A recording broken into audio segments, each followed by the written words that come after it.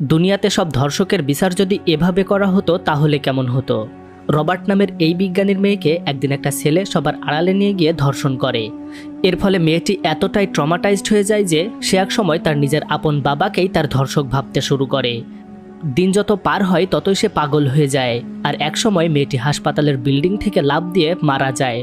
নিজের মেয়ের এভাবে মারা যাওয়া ওই বিজ্ঞানী লোকটি আর সহ্য করতে পারে না, তাই সে ওই ধর্ষক ছেলেটিকে খুঁজে বের করে এবং তাকে কিডন্যাপ করে তার উপর দিনের পর দিন ভয়ঙ্কর সব গবেষণা চালিয়ে একসময় ওই ছেলেটিকে মেয়ে বানিয়ে দেয়। তারপর থেকে সে ওই মেয়েটির সাথেই থাকতে শুরু করে।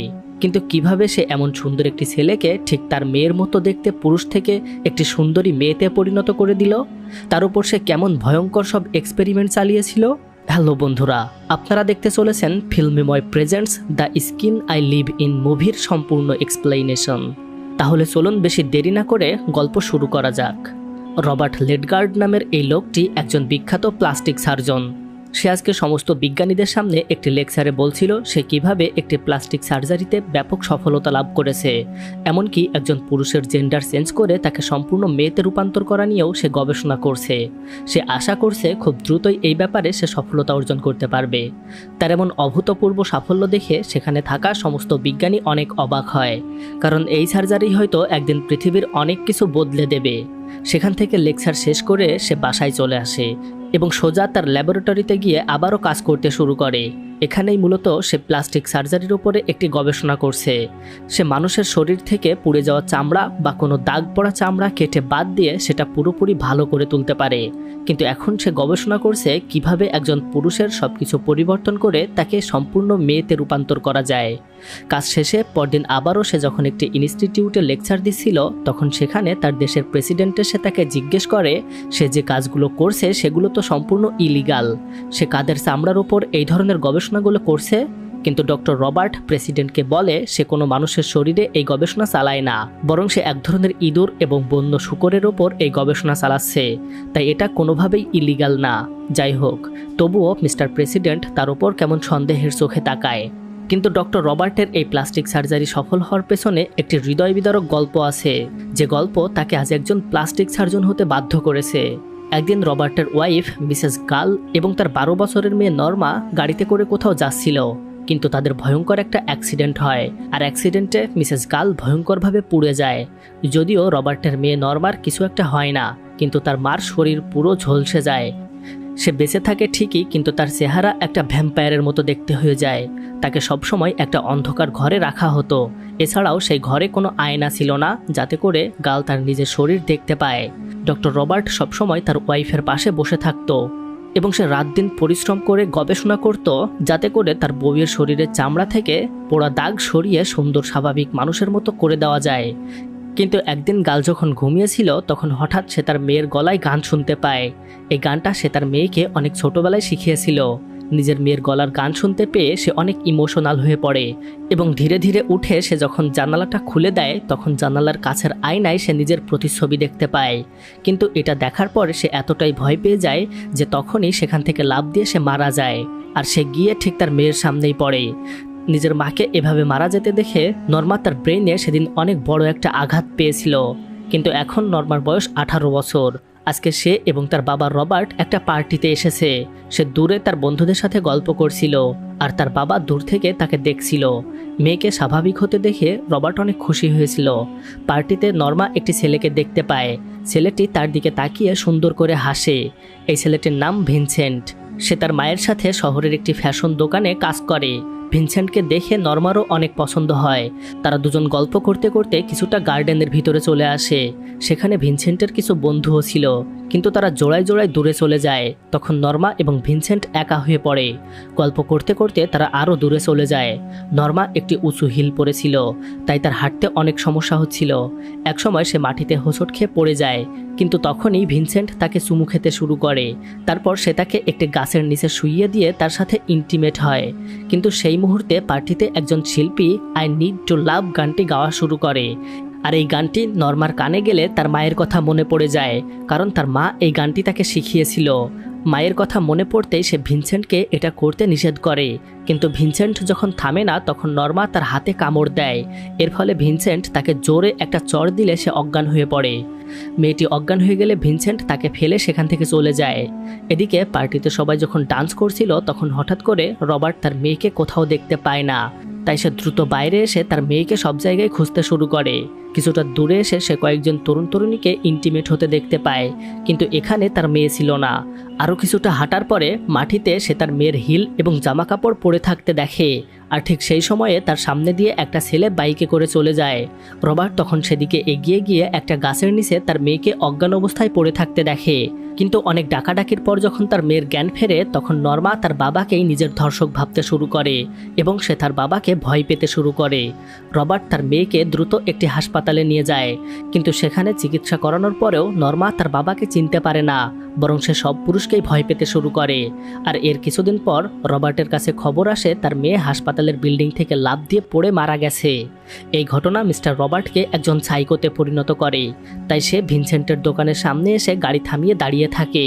ভেতরে ভিনসেন্ট কাজ শেষ করে তার মায়ের কাছ থেকে বিদায় নিয়ে একটি বাইকে করে বাসার দিকে রওনা দেয়। তখন ডক্টর রবার্ট গাড়িতে করে ভিনসেন্টের পিছু ধাওয়া করে। বেশ কিছুটা পথ যাওয়ার পরে তারা যখন একটি নির্জন স্থানে পৌঁছায় তখন মিস্টার রবার্ট ভিনসেন্টের বাইকে ধাক্কা দিয়ে তাকে ঠেলে ফেলে দেয় এবং সেখান থেকে তাকে কিডন্যাপ করে তার নিজের বাসায় নিয়ে আসে। রবার্ট ভিনসেন্টকে কিডন্যাপ করে নেওয়ার পর বেশ কয়েকদিন ধরে একটি গোডাউনের ভেতরে তাকে হাত পায়ে শিকল দিয়ে বেঁধে রাখে। সে তাকে শুধুমাত্র একটা গামলা ভর্তি পানি দিয়ে যায়, তাছাড়া তাকে কোনো ধরনের খাবার দেয় না। এর ফলে ভিনসেন্টের অবস্থা খুব খারাপ হয়ে যায়। সে চিৎকার করে সাহায্য চাইতে থাকে, কিন্তু কেউ তার কথা শুনতে পায় না। সেখানে কেউ আসে না। একাকিত্ব ভিনসেন্টকে খুব বাজেভাবে আঘাত দেয়। এভাবে কয়েকদিন পর হঠাৎ করে রবার্ট তার রুমে আসে। তাকে দেখেই ভিনসেন্ট তার কাছে খাবার এবং পানি চায়, কারণ সে খুবই ক্ষুধার্ত ছিল। সে বারবার তার কাছে জিজ্ঞেস করে কেন তাকে কিডন্যাপ করে এখানে বেঁধে রাখা হয়েছে, কিন্তু মিস্টার রবার্ট তাকে কিছুই বলে না, বরং সে একটি পানির পাইপ দিয়ে তার উপর পানি স্প্রে করতে শুরু করে। তাকে গোসল করানো হলে সে তার পরার জন্য কিছু কাপড় দেয় এবং তার জন্য খাবার নিয়ে আসে। খাবারটা পেয়ে ভিনসেন্ট সেটা গোগ্রাসে খেতে শুরু করে। তাকে খাবার দিয়ে মিস্টার রবার্ট যখন সেখান থেকে চলে যাচ্ছিল তখন ভিনসেন্ট তাকে বারবার যেতে নিষেধ করে, কারণ সে একাকিত্ব অনেক ভয় পায়। কিন্তু তবুও রবার্ট তাকে একা ছেড়ে দিয়ে সেখান থেকে চলে যায়। পরদিন রবার্ট আবারও সেখানে এসে প্রথমেই ভিনসেন্টের মুখে এক ধরনের আঠালো পদার্থ মাখিয়ে তার দাড়িগুলো তুলে ফেলে এবং তাকে সুন্দর করে শেভ করিয়ে দেয়। তারপর সে তাকে অজ্ঞান করে তার নিজের ল্যাবরেটরিতে নিয়ে যায়। তাকে অজ্ঞান করে জেন্ডার পরিবর্তন করা অপারেশনের জন্য প্রস্তুত করা হয়। এই বিষয়ে তার কিছু বিশেষজ্ঞ বন্ধু ছিল। সে তাদেরকে ডাকে এই কাজে সাহায্য করার জন্য, যদিও তারা জানতো এটা একটা মেয়ে আর তার ইচ্ছাই এটা করা হচ্ছে। কিন্তু তাদের মধ্যে একজন মিস্টার রবার্টকে জিজ্ঞেস করে, এই মেয়েটাকে দেখে তো মনে হচ্ছে না সে একটা মেয়ে, তার মুখে সম্ভবত দাড়ি ছিল, সে কি কোনো ছেলে? কিন্তু ডক্টর রবার্ট কৌশলে তাদেরকে মিথ্যা বলে এবং তারা এই কথা নিয়ে আর বেশি কথা বাড়ায় না। চারজন সার্জন মিলে 24 ঘন্টার বিরাট একটা অপারেশন শেষে যখন ভিনসেন্টের জ্ঞান ফেরে তখন সে মিস্টার রবার্টকে জিজ্ঞেস করে, আমার সাথে কি করা হয়েছে? আমার গোপন জায়গায় আর কোনো ফিলিংস পাচ্ছি না কেন? তার প্রশ্নের উত্তরে ডক্টর রবার্ট তাকে বলে, তোমার জেন্ডার পরিবর্তন করার একটা বড় সার্জারি করা হয়েছে, আর আমাদের ভাগ্য ভালো থাকায় আমরা এই সার্জারিতে সফল হয়েছি, সুতরাং তুমি এখন অনেকটাই একজন মেয়ের মতো হয়ে গেছো। এরপর তাকে একটা রুমে পাঠিয়ে দেওয়া হয়। সেখানে সে একটি চেয়ারের ওপর উঠে আয়নায় নিজের গোপন জায়গাটা দেখার চেষ্টা করছিল, কিন্তু তখনই রুমে ডক্টর রবার্ট চলে আসে। এবারে ডক্টর রবার্ট তার জন্য বেশ কিছু টয় নিয়ে এসেছিল। সেগুলো তাকে দেখিয়ে বলে, আমরা তোমার যে অপারেশনটা করেছি সেটা যদিও সাকসেসফুল হয়েছে, কিন্তু তোমার ভ্যাজাইনার টিস্যু এখনও পাতলা এবং নরম রয়ে গেছে। তাই এগুলো দিয়ে তোমাকে প্রতিদিন চেষ্টা করতে হবে, যার ফলে প্রথমে তুমি এই ছোটটা নিতে পারবে এবং শেষে খুব ভালোভাবেই এই বড়টা নিতে পারবে। তার কথা শুনে ভিনসেন্ট পরের 4 সপ্তাহ ধরে এগুলো দিয়ে নিজের ভেতরে ট্রাই করে এবং একসময় ডক্টর রবার্ট এটা চেক করে এবং সে খুব খুশি হয়, কারণ ওই জায়গাটা এখন সম্পূর্ণ মেয়েদের মতো হয়ে গেছে। ডক্টর রবার্ট যখন তাকে চেক করার পর চলে যাচ্ছিল তখন ভিনসেন্ট তাকে জিজ্ঞেস করে, এখন কি আমি যেতে পারি? আমি তো তোমার সব কথাই শুনেছি। কিন্তু ডক্টর রবার্ট তাকে বলে, তুমি কোথাও যেতে পারবে না, কারণ আমরা তো সবেমাত্র কাজটা শুরু করলাম, এখনও অনেক কাজ বাকি। তাকে কিডন্যাপ করার এতদিন পরে এসেও ভিনসেন্ট যখন জিজ্ঞেস করে সে তার সাথে এগুলো কিসের জন্য করছে, এই প্রশ্নের উত্তরে এবার ডক্টর রবার্ট তাকে বলে, তুমি আজ থেকে বেশ কিছুদিন আগে যে মেয়েটিকে গার্ডেনে নিয়ে গিয়ে ধর্ষণ করেছিলে, আমি সেই হতভাগ্য মেয়ের বাবা। তার কথা শুনে ভিনসেন্ট তার কাছে ক্ষমা চায় এবং বলে, আমি আসলে ওই দিন অনেকগুলো মাদকদ্রব্য খেয়েছিলাম আর এ কারণেই আমি নিজেকে সামলাতে পারিনি। এবারে ভিনসেন্ট বুঝতে পারে তার কোন পাপের কারণে এতগুলো সাজা সে এখন পাচ্ছে, আর এগুলো জানার পরে তার তো কিছুই বলার থাকে না। এরপর বেশ কিছুদিন ধরে ডক্টর রবার্ট তার মুখে একটি প্লাস্টিক সার্জারি করে তার মুখের চেহারা সম্পূর্ণ পাল্টে দেয়, আর এবারে সে সম্পূর্ণ একটি মেয়ের চেহারা পায়। আর এই মেয়েটি ছিল ডক্টর রবার্টের সেই অ্যাক্সিডেন্ট করে মারা যাওয়া ওয়াইফের চেহারার মতো। ধীরে ধীরে বেশ কিছু সার্জারির মাধ্যমে সে ভিনসেন্টকে সম্পূর্ণ একজন মেয়েতে পরিবর্তন করে দেয়। যেহেতু সে একজন সফল প্লাস্টিক সার্জন ছিল, তাই কোনোভাবেই বোঝা যায় না ভিনসেন্টের চেহারা পরিবর্তন করা হয়েছে। ডক্টর রবার্ট ভিনসেন্টকে যখন একটা কালো পোশাক পরিয়ে দিচ্ছিল, তখন হঠাৎ করে সে তাকে মেরে বাড়ি থেকে পালিয়ে যেতে শুরু করে। কিন্তু এটা এতটাই নিরাপত্তায় ঘেরা একটা বাড়ি ছিল যে ভিনসেন্ট কোনোভাবেই এই বাড়ি থেকে পালাতে পারে না। সুতরাং ডক্টর রবার্ট আবারও তাকে রুমে বন্দি করে রাখে। আর তারপর ডক্টর রবার্ট তাকে একটি মেয়ের নাম দেয়, আর তার নতুন নাম হয় ভেরা। রবার্ট ভেরাকে পরার জন্য বেশ কয়েকটি মেয়েদের পোশাক দিয়ে গিয়েছিল, কিন্তু ভেরা এগুলো কোনোভাবেই পরতে ইচ্ছুক না, তাই সে ওই পোশাকগুলো টুকরো টুকরো করে ফেলে। এখান থেকে তাকে আর কখনোই বাইরে বের করা হয় না, বরং সবসময় তাকে এই রুমের মধ্যেই বন্দি করে রাখা হয়। এই রুমে একটা টিভি ছিল, সেখানে ভেরা মাত্র 3টি টিভি চ্যানেল দেখার সুযোগ পেত। একদিন ডক্টর রবার্ট তার বাসায় দেখাশোনা করার জন্য একজন মহিলাকে নিয়ে আসে, আর এই মহিলার কাছেই সে বড় হয়েছে। এরপর থেকে এই বাড়ির সমস্ত দায়িত্ব এই মহিলা পালন করতে শুরু করে। সে ভেরাকে নির্দিষ্ট সময়ে খাবার দেয় এবং তার দেখাশোনা করে। একদিন মার্লিয়া নামের এই মহিলাটি বাসায় যখন কাজ করছিল, তখন গেট থেকে একজন বাঘের পোশাক পরা লোক এসে বাড়িতে ঢুকতে চায়, কিন্তু মার্লিয়া তাকে বাসায় ঢুকতে দিতে চায় না। কিন্তু ওই লোকটি নিজের পরিচয় দেয়, তার নাম হচ্ছে জিকা।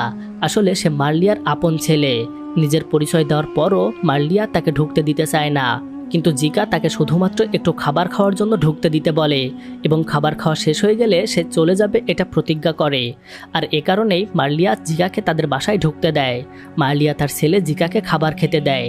খাবার খেতে খেতে মার্লিয়া টিভিতে দেখতে পায় শহরে একটা বড় ডাকাতি হয়েছে, আর ডাকাতিটা করেছে তার ছেলে জিকা। আর এই কারণেই সে পালিয়ে এখানে এসে আশ্রয় নিয়েছে।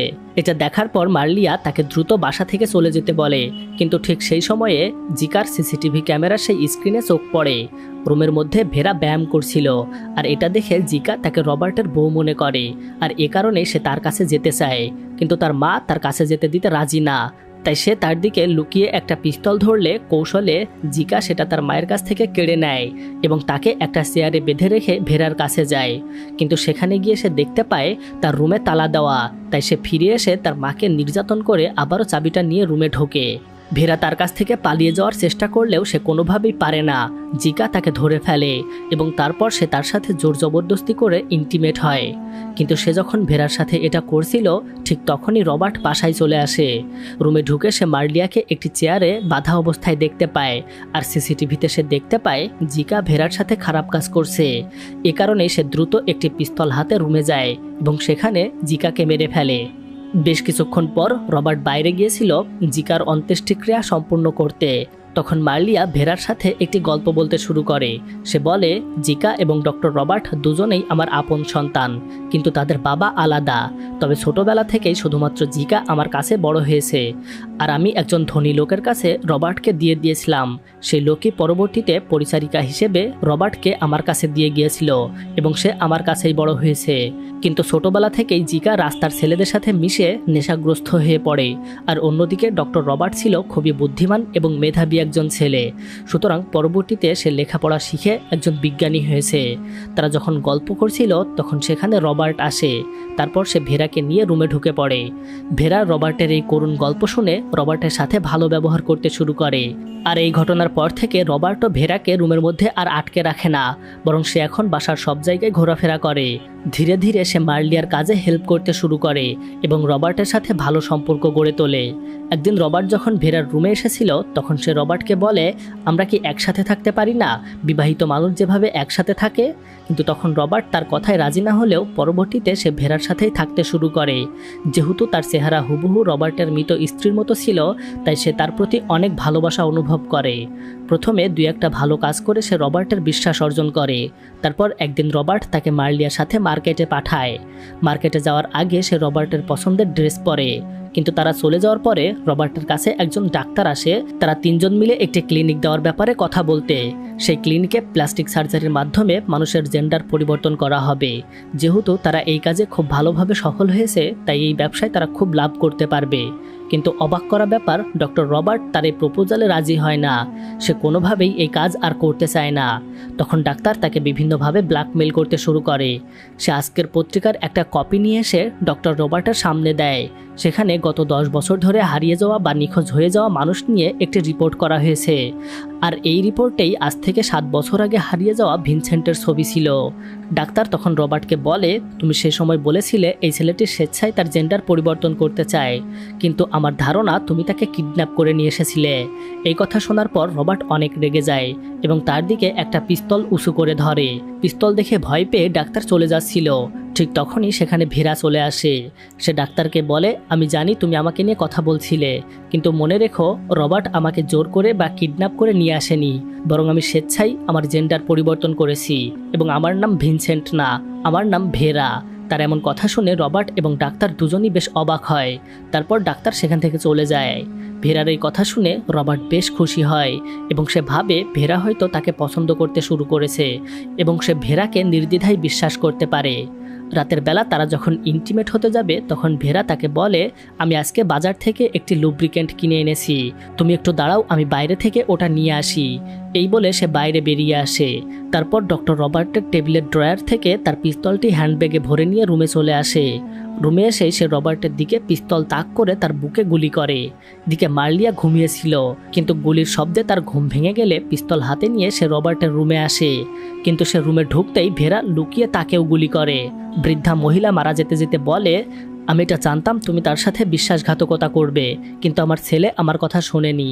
এরপর কিছুক্ষণের মধ্যেই তারা দুজন সেখানে মারা যায়। আর ভেরা বাড়ি থেকে পালিয়ে সোজা তার মায়ের সেই কাপড়ের দোকানে আসে, কিন্তু তাকে দেখে কেউ চিনতে পারে না। সে তার মায়ের সাথে যখন বলে, আমি ভিনসেন্ট, আজ থেকে 7 বছর আগে আমি হারিয়ে গিয়েছিলাম, কিন্তু যে আমাকে কিডন্যাপ করেছিল সে আমার জেন্ডার পরিবর্তন করে দিয়েছে। এতগুলো বছর পর নিজের ছেলেকে খুঁজে পেয়ে তার মা তাকে জড়িয়ে ধরে। হ্যালো বন্ধুরা, এই অসাধারণ মুভিটা এখানেই শেষ হয়।